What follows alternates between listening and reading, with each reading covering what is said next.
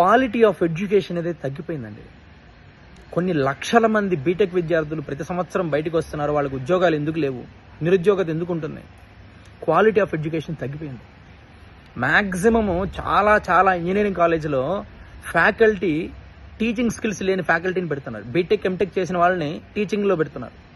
BTech MTech చేస్తుంటే చాలమ్మా, teaching skills అవసరం లేదా? పిల్లలకి ఎలా నేర్పియాలో స్కిల్స్ అవసరం లేదా?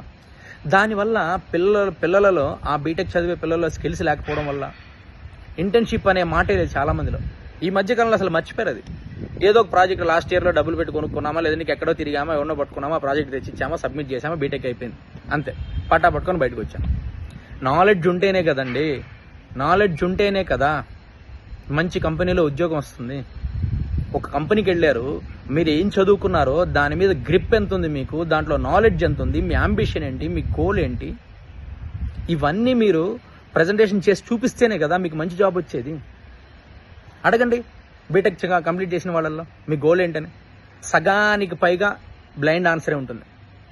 లేదంటే ఎంటెక్ చేసామా, ఎంఎస్సీ, అమెరికా అమ్మా నాన్నకు బాగా రిచ్ ఉన్నారా, అమెరికాకి వెళ్ళి ఎంఎస్ చేసామా, అంతే. ఒక అంబిషన్, ఒక గోల్ అనేది ఉండదు. పిల్లలలో క్రియేట్ చేయండి అమ్మా పేరెంట్స్.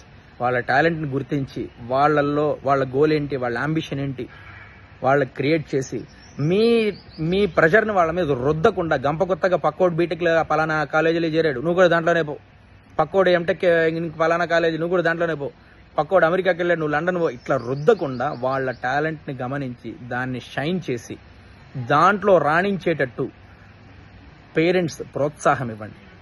అప్పుడే ఆ పిల్లవాడు ఒక సక్సెస్ సాధించగలుగుతాడు, నలుగురిలో ఒక గుర్తింపు వస్తుంది. స్కిల్స్ లేకపోవడం వల్లనే మ్యాక్సిమం చాలా